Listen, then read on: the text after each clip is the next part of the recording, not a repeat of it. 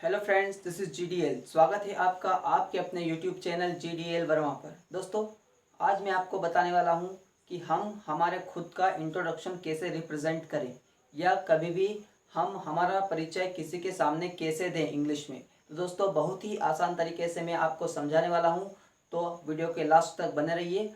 आइए बढ़ते हैं, हमारा परिचय कैसे देते हैं इंग्लिश में। दोस्तों, जब हम कभी भी हमारा परिचय कभी स्कूल में, क्लासरूम में, कोचिंग क्लास में या कभी इंटरव्यूअर के सामने देते हैं तो किस प्रकार से देते हैं। हम अक्सर किस से शुरुआत करते हैं? हेलो से करते हैं, हाय से, हेलो से करते हैं, हे से करते हैं, हाय से करते हैं, व्हाट्सएप से करते हैं, है ना। तो दोस्तों, ये जो हमारा ग्रीटिंग करने का तरीका होता है या हमारे इंट्रोडक्शन करने का तरीका होता है, तो हमें ये तरीका कभी भी यूज़ नहीं करना है, क्योंकि ये इनफॉर्मल होता है। ये हम हमारे परिवार में या फिर हमारी बराबर उम्र वाले ग्रुप में हम कर सकते हैं, लेकिन जब हम क्लासरूम में होते हैं या टीचर के सामने होते हैं या कोचिंग क्लास में होते हैं, तो हमारा इंट्रोडक्शन जब हमको देना पड़ता है तो हम कहाँ से शुरुआत करते हैं? ग्रीटिंग से, है ना दोस्तों। ये जो तरीका होता है, ये जो वे होता है ग्रीटिंग करने का, हेलो, हाय, है ना, हे, व्हाट्सएप, ये जो वे होता है ये बिल्कुल ही रॉन्ग होता है। तो हमें हमारा इंट्रोडक्शन देने के लिए हमें कौन सा वे यूज़ करना है? ग्रीटिंग से। दोस्तों, टाइम को देखकर या सिचुएशन को देखकर हमें गुड मॉर्निंग, गुड आफ्टरनून और गुड इवनिंग बोलना है। दोस्तों, ये तो आपको आता ही होगा कि हमको गुड मॉर्निंग कब बोलना है। फिर भी मैं एक बार फिर से आपको रिमाइंड करा देता हूँ दोस्तों, कि हमें समय को देख करके या ऑलरेडी हमें सिचुएशन पता चल जाती है कि समय क्या हो रहा है, तो 12 बजे से पहले जब भी हम इंटरव्यूअर से मिलते हैं या 12 बजे से पहले जब भी हम हमारा परिचय किसी को देते हैं तो क्या बोलेंगे? गुड मॉर्निंग, है ना। हमारी बात की शुरुआत कहाँ से करेंगे? गुड मॉर्निंग से। यदि दोस्तों 12 बजे से बात का टाइम होता है और 12 बजे के बाद से लगाकर 5 बजे तक का होता है दोस्तों, तो हमें क्या बोलना है? Good afternoon. क्या बोलना है?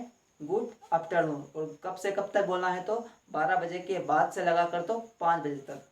दोस्तों, यदि हम हमारा इंट्रोडक्शन 5 बजे के बाद से लगाकर किसी भी समय तक देते हैं, है ना, तो हमें क्या बोलना है? Good evening. मतलब हमारे ग्रीटिंग या हमारा अभिवादन किस प्रकार से होगा? गुड इवनिंग से दोस्तों। ओके स्टूडेंट्स, यहाँ तक आपको क्लियर हुआ? ये हुआ हमारे परिचय की शुरुआत करने की बेसिक कमाल, है ना दोस्तों। अब ये होने के बाद में हम हमारा नाम बताते हैं। दोस्तों, नाम बताने का तरीका बहुत सारे, नाम बताने के बहुत सारे तरीके होते हैं, है ना। तो यहाँ पर दे रखा है दिस इज, है ना। ये तरीका भी आप यूज कर सकते हैं, दिस इज और जिसके बाद में जो भी आपका नाम हो, है ना। For example, this is GDL, है ना दोस्तों, दिस इज GDL। एक तो ये तरीका भी आप अपना सकते हैं अपना नाम बताने के लिए, या फिर I am GDL।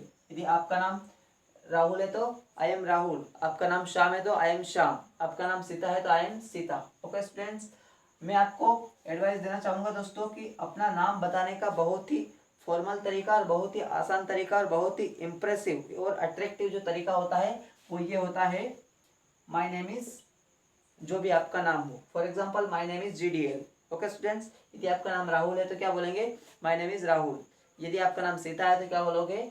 My name is Sita. लेकिन दोस्तों, अक्सर हमें ये देखने को मिलता है कि बहुत सारे लोग होते हैं, क्या बोलते हैं? My self. दोस्तों, माई सेल्फ जो होता है स्पोकन में बोलने के लिए हम यूज़ कर सकते हैं, लेकिन ग्रामेटिकली रूप से पूरी तरीके से सही नहीं है। वो ये जो वे होता है बोलने का या हमारे नाम का, नाम को बताने का, ये होता है इनफॉर्मल तरीका, और ये बिल्कुल ही गलत होता है दोस्तों। जिससे क्या होता है कि जब आप अपना इंटरव्यू किसी को दे रहे होते हैं या किसी इंटरव्यूअर को सामने अपना परिचय देते हो, अपना नाम बताते हो, तो आपके इंटरव्यू पर बहुत ही प्रभाव पड़ता है। तो आपको क्या ध्यान में रखना है? कभी भी इसका प्रयोग आपको नहीं करना है। आपके पास में 3 फॉर्मल तरीके हैं, आप इनमें से किसी एक को चूज कर सकते हैं। दोस्तों, तीसरा पॉइंट हमारा होता है प्लेस, है ना, कि आप अपनी जगह का नाम या आपके निवास का नाम कैसे बताएंगे, आपके टाउन का नाम, आपके शहर का नाम कैसे बताएंगे। दोस्तों, आप इसके लिए आपके पास में 2 तरीके हैं। या तो आप ऐसे बोल सकते हैं, आई बिलोंग टू। यदि आप महितपुर से है तो क्या बोलेंगे? I belong to Mahidpur. यदि आप उज्जैन से हो तो क्या बोलोगे? आई बिलोंग टू महितपुर, है ना दोस्तों। तो फर्स्ट टाइप तो ये हो गया। अब दूसरा टाइप, आप ऐसे भी आप आपके शहर का नाम बता सकते हो। यदि आप उज्जैन से हो तो क्या बोलोगे, आई एम फ्रॉम उज्जैन। यदि आप महतपुर से हो तो क्या बोलोगे, आई एम फ्रॉम महतपुर। या यदि आप भोपाल से हो तो क्या बोलोगे, आई एम फ्रॉम भोपाल। दोस्तों तीसरी कंडीशन ये होती है इसके अंदर ही कि यदि आप अपना इंट्रोडक्शन है ना या अपना इंटरव्यू महतपुर में ही दे रहे हैं और आप रहते भी महतपुर में ही है, तो आप क्या बोलोगे कि आई बिलोंग टू महतपुर इटसेल्फ। तो क्या बोलोगे, आई बिलोंग टू महतपुर इटसेल्फ। यदि आप उज्जैन में ही रहते हैं और उज्जैन में ही अपना परिचय दे रहे हैं किसी को, तो क्या बोलोगे, I am from Ujjain itself. Okay students, I hope कि ये वाला सेंटेंस या आपके शहर बताने का ये तरीका आपको समझ में आ गया होगा। अगर आपको समझ में नहीं आया है तो आप कमेंट बॉक्स में लिखकर बता दीजिएगा। दोस्तों फिर हमारे परिचय देने का अगला वे होता है या अगला पॉइंट होता है फैमिली बैकग्राउंड, है ना। हमारा फैमिली बैकग्राउंड बताने का तरीका किस प्रकार से होता है कि फैमिली बैकग्राउंड बताने के लिए आपको ये सेंटेंस पूरी तरीके से हमारे ब्रेन के अंदर फिक्स कर लेना है कि जब भी हमें फैमिली के बारे में बताना है तो क्या बोल सकते हैं, क्या बोल सकते हैं, in my family apart from my parents. क्या बोलना है, in my family apart from my parents, मेरे परिवार में मेरे माता पिता के साथ में। और कौन कौन है, आई हैव, यदि आपके दो भाई हैं तो क्या बोलोगे, आई हैव टू ब्रदर्स, है ना। अभी अपनी इंग्लिश को इम्प्रेसिव बनाने के लिए, अट्रैक्टिव बनाने के लिए आप ऐसे भी बता सकते हैं। आपके दो छोटे भाई हैं तो क्या बोलोगे, in my family apart from my parents I have two elder brothers. Okay students, यदि आपकी दो छोटी बहनें हैं तो क्या बोलोगे, in my family apart from my parents I have two younger sisters. Okay students, इस प्रकार से आप फैमिली के बारे में शो कर सकते हैं, बता सकते हैं। अब पांचवा पॉइंट आता है क्वालिफिकेशन का। यदि आप किसी को इंटरव्यू दे रहे हैं या अपना परिचय दे रहे हैं, है ना, तो क्वालिफिकेशन आप बता सकते हैं। अब किस प्रकार से बताओगे, यदि आप छठी क्लास में पढ़ते हैं या 7th क्लास में पढ़ते हैं तो आप क्या बोलोगे, आई एम इन क्लास 7। क्या बोलोगे, आई एम इन क्लास 7। क्या बोलोगे, ये आई एम इन क्लास 7। तो दोस्तों कभी भी आप इसके ऊपर टीएच नहीं लगाएंगे, इसको आप कभी भी ऐसे नहीं बोल सकते हैं I am in class 7th, क्योंकि ये बिल्कुल ही रॉन्ग होता है। तो आपको केवल क्या बोलना है, आई एम इन क्लास 7। अब दूसरा क्लास बताने का तरीका ये भी हो सकता है कि आई एम इन 7 स्टैंडर्ड, है ना, आई एम इन 7 स्टैंडर्ड। यहाँ पर मैं लिख देता हूँ, I am in 7th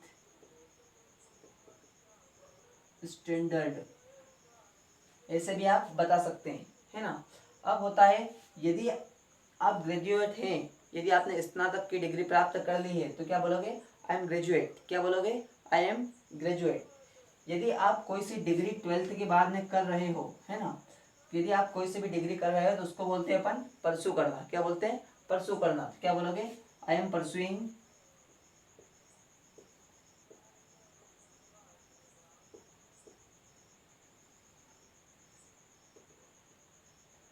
I am pursuing graduation. यदि आप ग्रेजुएशन कर रहे हो तो क्या बोलोगे, आई एम परसुइंग ग्रेजुएशन, है ना। यदि आप पोस्ट ग्रेजुएशन कर रहे हो तो क्या बोलोगे, I am pursuing post graduation. दोस्तों ये हमारे परिचय करने का 5वां पॉइंट होता है। दोस्तों अब हम बढ़ते हैं अगले पॉइंट पर कि आपकी कोई एक्स्ट्रा क्वालिटी है या एक्स्ट्रा आपने कोई डिप्लोमा किया है तो आप वो भी बता सकते हो एडिशनल में, है ना। तो यदि यदि आपने कोई पीजीडीसी या कंप्यूटर का डिप्लोमा किया है ना, या फिर डिज़ाइनर का कोर्स किया है या डिज़ाइनिंग का कोर्स किया है या कोई से भी अलग से स्किल का आपने डिप्लोमा लिया है तो उसको भी आप बता सकते हो। यदि आपने कंप्यूटर के अंदर पीजीडीसीए किया है तो वो भी आप बता सकते हो। For example I have done PGDCA, है ना। दोस्तों यदि आपने शिक्षा के क्षेत्र में आप इंटरव्यू दे रहे हैं, है ना, शिक्षा विभाग के लिए आप यदि इंटरव्यू देने गए हैं, यदि आपके पास में डीएड बीएड की अलग से कोई डिग्री है तो उसको भी आप बता सकते हो। यदि आपके पास में बीएड है तो आप कैसा बोल सकते हो, आई हैव डन बीएड।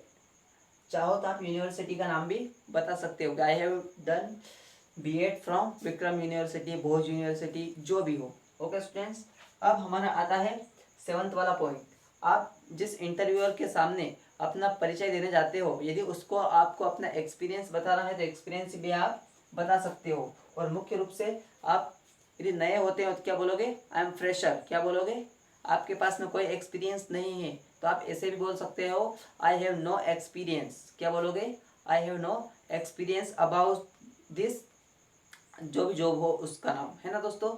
यदि आपके पास में कोई एक्सपीरियंस होता है तो आप क्या बोलोगे, आई हैव, जितने साल का आपको एक्सपीरियंस होता है वो टाइम बता दोगे। यदि मेरे को 5 साल का एक्सपीरियंस है तो क्या बोलोगे, आई हैव 5 years एक्सपीरियंस।